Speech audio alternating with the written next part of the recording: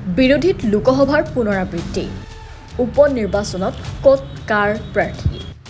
আসনক লৈ সংঘাত বিৰোধী মিত্ৰজোঁটত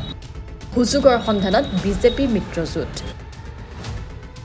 ৰাজ্যৰ 5 বিধানসভা সমষ্টিত ছেপ্টেম্বৰৰ ভিতৰত অনুষ্ঠিত হ'ব উপনিৰ্বাচন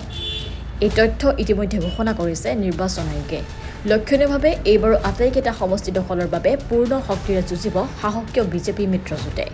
ইতিমধ্যে 3-1-1 ফৰ্মুলাত যুঁজাৰ সিদ্ধান্ত লৈছে সাহসীয় শিবিৰে বিহালী সামগুৰি ধলাইত বিজেপি বঙাইগাঁৱত অগপ আৰু চিডলিত UPPL বঙাইগাঁও AGPয়ে প্ৰতিদ্বন্দ্বিতা কৰিব কাৰণ 5 বছৰৰ তেওঁলোকক আমি দি থৈছোঁ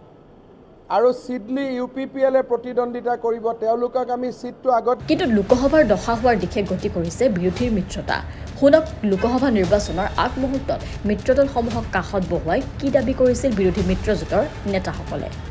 কিন্তু সেয়া হৈ নুঠিল লোকসভা নিৰ্বাচনত কংগ্ৰেছ অসম জাতীয় পৰিষদ আৰু ৰাজ্য দলৰ মাজতে সীমাবদ্ধ থাকিল মিত্ৰতা ইয়াৰ বিপৰীতে বিৰোধীত আসন ভাগ বটোৱাৰা হোৱাৰ আগতেই সমষ্টি বিশেষে নিজাববীয়াকৈ প্ৰাৰ্থী প্ৰক্ষেপ কৰিলে TMC CPIM আপ আদিয়ে ফলত ইয়াৰ সুযোগ লৈ বিজেপি মিত্ৰজোঁটে কাঢ়ি নিলে 11খনকৈ আসন উপনিৰ্বাচনতো যেন সেয়াই হ'বলৈ গৈ আছে ইতিমধ্যে কংগ্ৰেছে 5 সমষ্টিতে প্ৰাৰ্থী প্ৰক্ষেপৰ সিদ্ধান্ত গ্ৰহণ কৰিছে 5টা সমষ্টিত কংগ্ৰেছে নিৰ্বাচন খেলিব লাগে আৰু আমি অতি শীঘ্ৰে আমাৰ দলৰ জ্যেষ্ঠ নেতাসকলৰ নেতৃত্বত 5খন কমিটি আমি সমষ্টিবিলাকলৈ পঠিয়াম যেনে তৃণমূল পৰ্যায়ৰ কৰ্মকৰ্তাৰ লগত সংযোগ স্থাপন কৰি আলোচনা বিলোচনা কৰি উপনিৰ্বাচনৰ কাৰণে সম্পূৰ্ণ প্ৰস্তুত হ'ব পাৰে কিন্তু এই সিদ্ধান্তৰ তীব্ৰ বিৰোধিতা বিৰোধীৰ অন্যতম মিত্ৰদল ৰাইজৰ দলৰ সভাপতি অখিল গগৈয়ে দাবী কৰিলে 3-1-1 ফৰ্মুলা কংগ্ৰেছ সামগুৰি চিডলি ধলাই ৰাইজৰ দল বঙাইগাঁও CPIM বিহালী বিধানসভা সমষ্টিটোত CPIML দলে বিচাৰিছে গোটেই বিৰোধী পক্ষ গোটেই বামপন্থী দলবিলাকৰ হৈ গতিকে CPIML দলটোক বিহালী বিধানসভা সমষ্টিটো এৰি দিব লাগে আৰু আমিও বঙাইগাঁও সমষ্টিটোৰ আঞ্চলিক দল আপোনালোকে নিশ্চয় জানে যে বঙাইগাঁৱত কোনোদিন কংগ্ৰেছ জিকা নাই যদি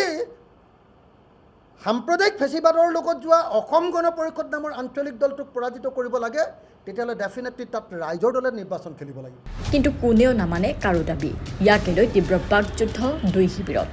কংগ্ৰেছ দলক কৈছোঁ যে বাৰম্বাৰ আমি গৰল খাম মানে বাৰম্বাৰ আমি বিষ খাম আৰু আপোনালোকে সকলোবিলাকে খালি অমৃত খাব একেলগতে আমি ধান ৰুম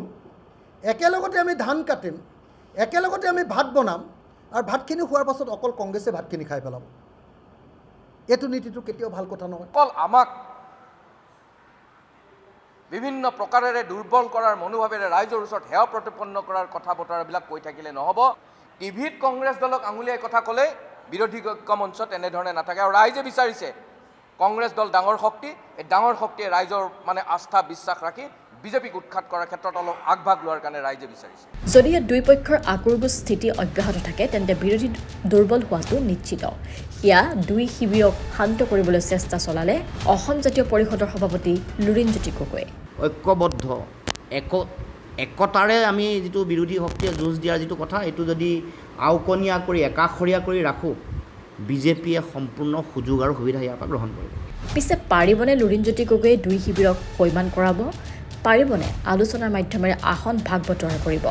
যদিহে দুই শিবিৰ ঐক্যমতত উপনীত নহয় তেন্তে সাহসীয় শিবিৰৰ বিৰোধীৰ সংঘাতৰ সুযোগ গ্ৰহণ কৰি নিজৰ দখলত থকা 4খন আসনৰ লগতে কংগ্ৰেছৰ দখলত থকা সামগুৰি আসনখনো কাঢ়ি ল'লেও আচৰিত হ'ব লগা নাথাকিব মুঠতে উপনিৰ্বাচনৰ ফলাফল কি হয় সেয়া নিৰ্ভৰ কৰিব বিৰোধী শিবিৰৰ সংঘাত নিৰ্মূল হয় নে নহয় তাৰ ওপৰতহে